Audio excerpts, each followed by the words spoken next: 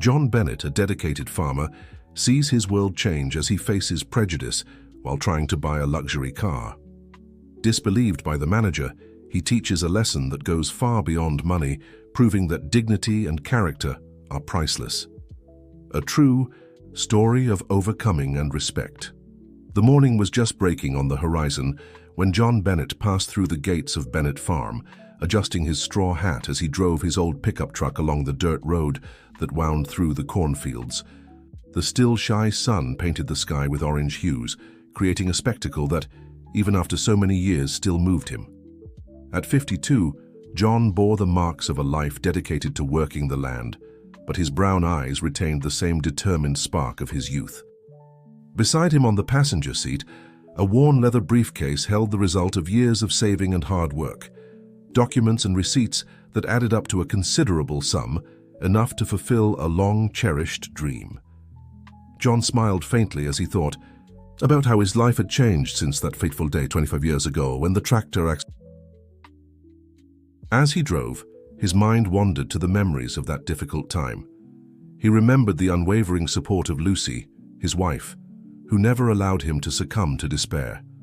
"John," she would say, in that firm voice that comforted him, "God doesn't give us a cross heavier than we can bear." And she was right. What seemed like a tragedy ended up fueling his determination. Bennett Farm, which at the time of the accident could barely stay afloat, was now a benchmark in the entire region. John had transformed old planting techniques into modern and efficient methods, investing in technology and irrigation. His harvests were sought after by the biggest buyers in Miami, and his name had become synonymous with quality and commitment. As he drove through the last stretch of dirt road before reaching the highway, John adjusted his prosthetic, which sometimes bothered him during longer trips. That piece of technology which replaced his right leg had practically become an extension of his body, though it still caused occasional discomfort. It was a constant reminder of his story of overcoming. The decision to buy a new car hadn't been easy. John had always been a man of simple habits, preferring to reinvest his money into the farm. But Lucy had been insisting for years that he deserved some comfort, especially during the long trips to the capital. The old pickup truck, a companion on so many journeys, no longer provided the necessary safety for the frequent trips that business demanded. "John, you've proven your worth 1,000 times. There's nothing wrong with treating yourself after so much hard work." Lucy's words echoed in his mind as he approached Miami. The traffic on the road gradually increased, and the first signs of the big city began to appear. The Luxury Motors Premium dealership stood out on the main avenue like a monument to luxury and opulence. The mirrored facade reflected the morning sunlight, creating an almost blinding effect. John parked his pickup truck in front of the establishment, aware of the contrast his modest vehicle made with the luxurious cars on display. Before stepping out, he glanced at the rearview mirror. His sunburned face, marked by deep wrinkles that told stories of endless days under the scorching sun of the countryside, seemed out of place in that refined setting. But John knew his worth wasn't in his appearance, but in his character and everything he had achieved through honest work. As he entered the dealership, the icy blast of air conditioning hit him like a gust of wind, offering momentary relief from the morning heat. The environment was impressive.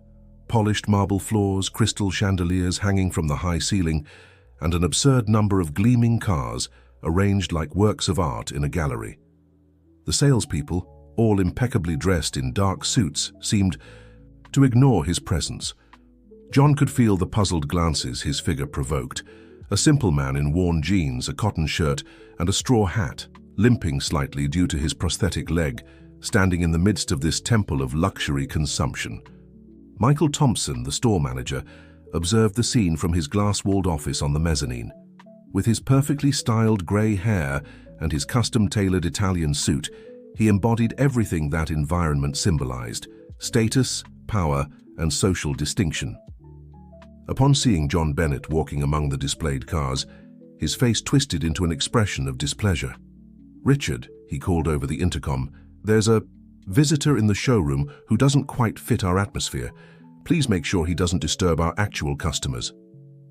The young salesman nodded nervously and headed over to John, who at that moment was admiring a state-of-the-art SUV. Before Richard could reach him, however, Michael decided to handle the situation personally. He descended the stairs with determined steps, adjusting his silk tie in an automatic gesture. His artificial smile and condescending gaze were like a well-rehearsed mask. "Can I help you?" asked Michael, in a tone that mixed false cordiality with a hint of disdain. John, oblivious to the veiled hostility, turned to him with a genuine smile. "Good morning," replied John, extending his calloused hand. "I'm interested in this model here." He pointed to the most luxurious SUV in the store, a vehicle that cost more than many would earn in years of work. Michael ignored the outstretched hand and let out a restrained laugh. "Sir, this is a high-end vehicle. Perhaps I can show you some options more suited to your profile." The condescending tone did not go unnoticed by John, but years of experience had taught him that a man's true strength lies in how he handles the prejudice and ignorance of others. Keeping his dignity intact, he simply nodded and continued. "Actually, I've done quite a bit of research, and it's this specific model that interests me. Could you inform me of the price and payment terms?" Michael's expression hardened. His eyes scanned John from head to toe, lingering for a moment on the visible prosthesis beneath his jeans. With a poorly disguised sigh of impatience, he replied, "Sir, this vehicle costs over $500,000. Our payment terms are quite specific. We require a substantial down payment and proof of compatible income. Perhaps it would be better to look for something in a more realistic price range." John's smile didn't waver. Calmly, he opened his worn leather briefcase and began pulling out the documents he had brought with him. Michael watched with a mix of irritation and curiosity, while other customers and salespeople began to pay attention to the scene unfolding. "I understand your concern," said John, his voice maintaining its usual calm, "but I would like to know the exact conditions. I came prepared to make a deal today." The tension in the room was palpable. Michael, visibly uncomfortable with the situation, looked around, aware of the attention the scene was drawing. His face was beginning to show signs of impatience and irritation. "Look, sir," he began, but was interrupted by John. John Bennett, from Bennett Farm." He introduced himself formally, still maintaining his dignified posture. "Mr. Bennett," continued Michael, emphasizing each word as if speaking to a child. "This is a premium vehicle dealership. Our clients are business people, executives, individuals who fit a certain profile. I don't usually waste my time with people who clearly cannot afford our products." The words hung in the air like a heavy cloud. The silence that followed was deafening. John remained still for a few moments, his eyes fixed on Michael's, who maintained a smug smile. Then, with the same calmness with which he had entered, John placed his documents back into his folder. "Thank you for your attention," he said, emphasizing the last word with a subtle irony that did not go unnoticed. "Have a good day." With steady steps, despite a slight limp, John headed toward the exit of the dealership. The automatic doors opened silently, letting in a gust of the midday heat. Before leaving, however, he paused for a moment and looked back, his eyes meeting Michael's one last time. In that brief moment, something passed between the two men, a silent message that said this story was not yet over. John knew, as he walked toward his pickup truck, that this moment of humiliation would turn into something much greater. Sitting in his vehicle, John allowed himself a few minutes of reflection. The broken air conditioning left the cabin interior as hot as a furnace, but he barely noticed the discomfort. His mind was occupied not with anger or resentment, but with a plan that was beginning to take shape. If this story interested you, don't forget to subscribe to our channel and hit like. Tell us which city you're watching us from, and stay tuned. The sun was already high when John Bennett parked his truck in front of Supreme Autos, another luxury dealership located across town. Unlike Luxury Motors Premium, the atmosphere there, though equally sophisticated, felt more welcoming. Maybe it was the well-kept garden at the entrance, or the way the employees seemed more relaxed, less artificial in their interactions. Amanda Johnson, a middle-aged saleswoman with a genuine smile, was the first to notice his arrival. Without hesitation, she walked toward him, extending her hand in a warm greeting. "Good morning." "Welcome to Supreme Autos. How can I assist you?" John immediately felt the difference in the treatment. There was no condescension in Amanda's voice, nor judgment in her gaze. He returned the greeting with a firm handshake and began to explain what he was looking for. "I'm here for a specific SUV," he said, describing the same model he had seen at Luxury Motors.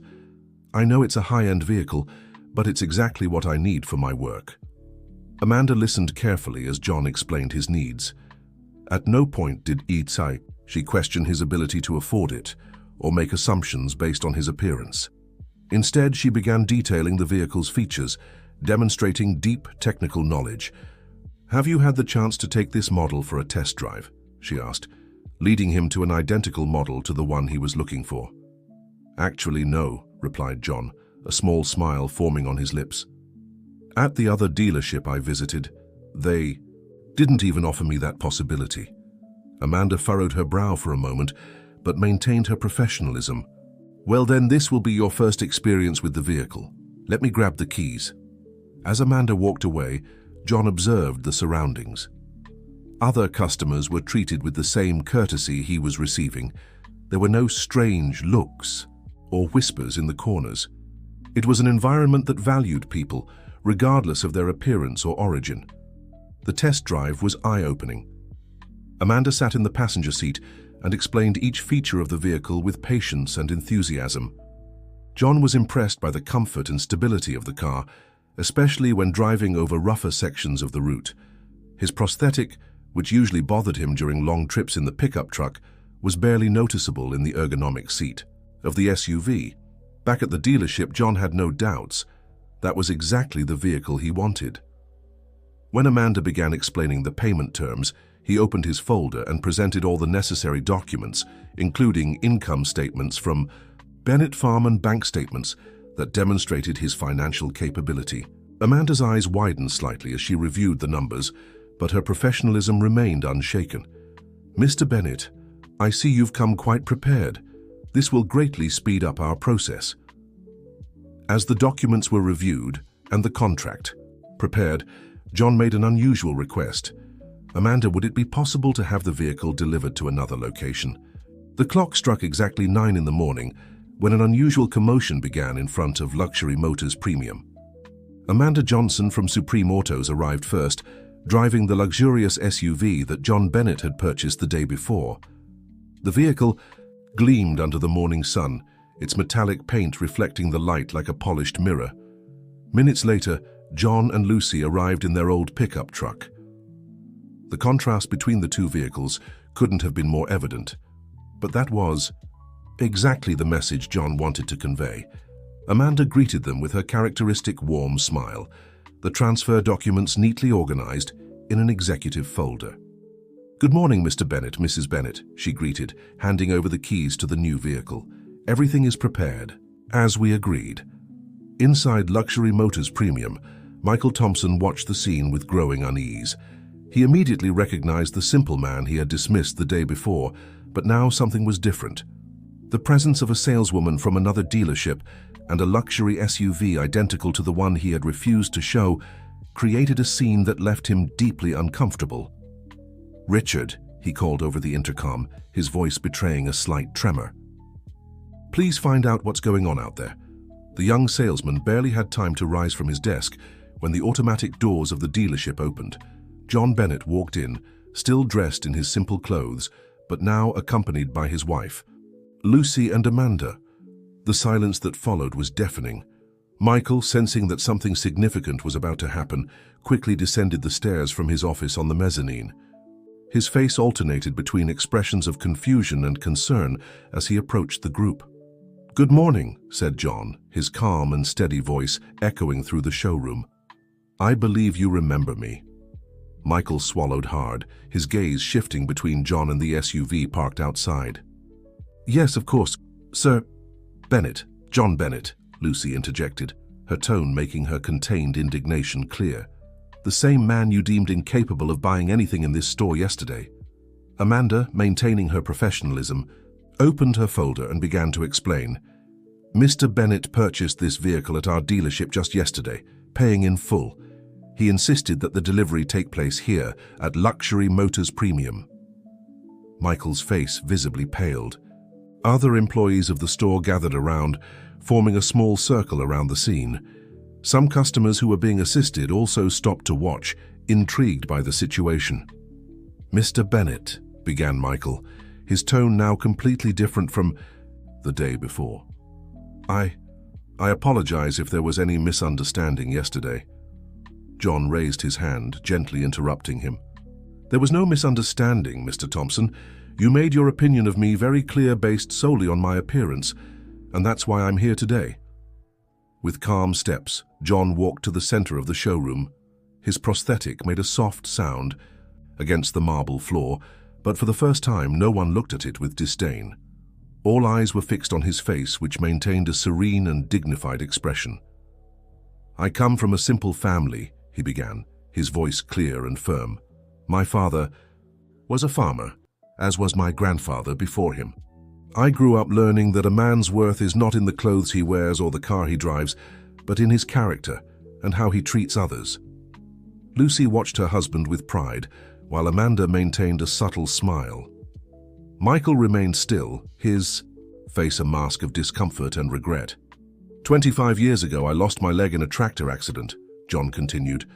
"Many thought that would be the end of my story as a farmer. But with the support of my wife Lucy and a lot of determination, I not only recovered but also turned the small Bennett farm into the largest grain producer in the region." A murmur of admiration swept through the room. Some of those present had already heard of Bennett Farm, but they had no idea that its owner was that simple man standing before them. "Yesterday, when I walked into this dealership, I didn't come just to buy a car," John continued. "I came because I believe I deserve the same respect as any other customer, not because of the money I have in the bank, but because of the dignity I carry with me." Michael tried to speak again, but the words seemed to escape his mouth. The weight of the situation, the shame of the prejudice he had shown the day before, all seemed to crash down on his shoulders at that moment. "I'm not here to humiliate anyone," John went on, his gaze sweeping over every face in the room. "I'm here to show that appearances can be deceiving, and that prejudice prevents us from seeing the true worth of people." Amanda then stepped forward, handing John the keys to the new vehicle. It was a symbolic moment that carried a much deeper meaning than the simple transfer of ownership of a car. "This car," said John, holding up the keys, "represents much more than just a means of transportation. It represents a lesson about respect, dignity, and the importance of not judging people by their appearance." The silence that followed was heavy with reflection. Employees exchanged awkward glances, while some customers nodded in approval. Michael seemed to have aged years in a matter of minutes. "Mr. Bennett," he finally said, his voice choked, I don't know what to say. My behavior was unforgivable." John approached him, extending his hand in a gesture of peace. "I don't ask for your forgiveness, Mr. Michael. I only ask that you learn from this moment, that the next time someone walks through that door, they are treated with the respect they deserve, regardless of their appearance or social status." Lucy stepped closer to her husband, linking her arm with his in a gesture of support and pride. The couple formed a touching image of dignity and strength, standing out amidst the artificial luxury of the dealership. "True wealth," John concluded, "is not in the possessions we own, but in the values we carry and the way we treat our fellow human beings." The words hung in the air like a living lesson in humility and respect.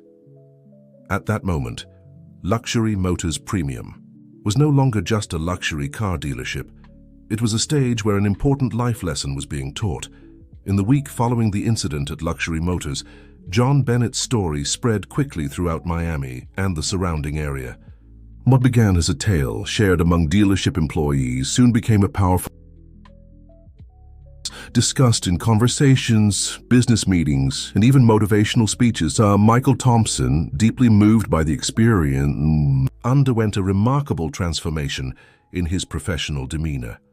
The lesson he had received that day sparked a significant change, not only in his behavior, but in the entire culture of Luxury Motors Premium.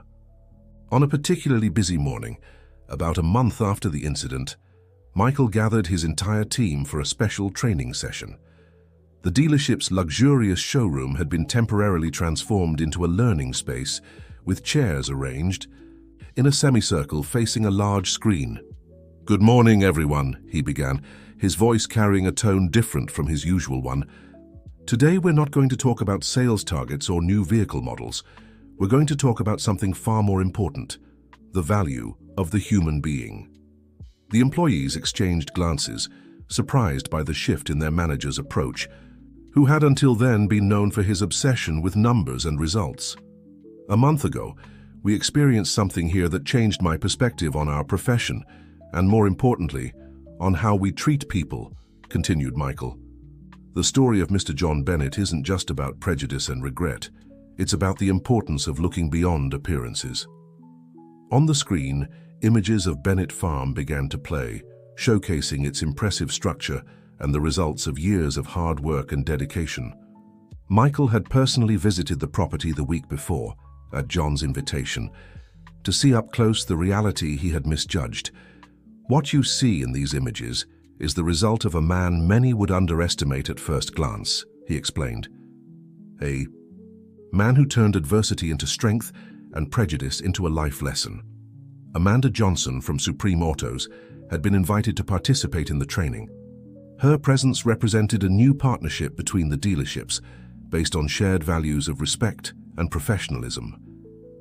"The service we provide cannot be based on appearances or assumptions," she said, sharing her experience. "Every person who walks through that door deserves to be treated with the same respect and attention, regardless of how they dress or present themselves." Meanwhile, in New Harmony, John Bennett continued his routine on the farm, unaware of the revolution his story had sparked. That same morning, he was driving his new SUV through the plantation fields, enjoying the comfort and stability of the vehicle on the dirt roads. Lucy, sitting beside him, watched her husband with admiration. "You turned that moment of discrimination into something much bigger, John," she said. "Your attitude taught a lesson that goes far beyond a simple car purchase." John smiled, his gaze sweeping across the vast green expanse of his property. "You know, Lucy, sometimes God uses our difficult experiences to teach something important, not just to us, but to many other people as well." The news about the training at Luxury Motors Premium reached New Harmony through Amanda, who kept in regular contact with the couple. She shared how Michael had become a fierce advocate for equal treatment, implementing new policies at the dealership, and sharing John's story as an example in all the training sessions. "You won't believe it," Amanda said over the phone, "but Michael created a code of conduct inspired by your example. Now all employees go through special training on inclusive service and respect for diversity." The transformation at Luxury Motors Premium went beyond internal changes. The dealership began to stand out in the market, not just for the luxury cars it sold, but for the way it treated its customers. The incident with John Bennett had become a turning point, marking the beginning of a new era for the company. On a quiet afternoon, sitting on the porch of his house, John reflected on how a situation that could have ended in bitterness and resentment had turned into something so positive. His new SUV was parked next to the old pickup truck, which he had made a point of keeping as a reminder of his journey. "It's not about the car you drive," he often told the young people who sought him out to hear his story. "It's about the path you choose to take and how you treat people along the way." John Bennett's story continued to resonate far beyond the borders of New Harmony and Miami. In business lectures, corporate training sessions, and casual conversations, his example was cited as a powerful reminder that a person's true value lies not in what they own, but in their character and dignity. Michael, who once took pride only in sales numbers, now found satisfaction in sharing with other managers in the industry how his experience with John had transformed his outlook on business and life. "That day didn't just change how I lead my team," he said, "but more importantly, how I see people."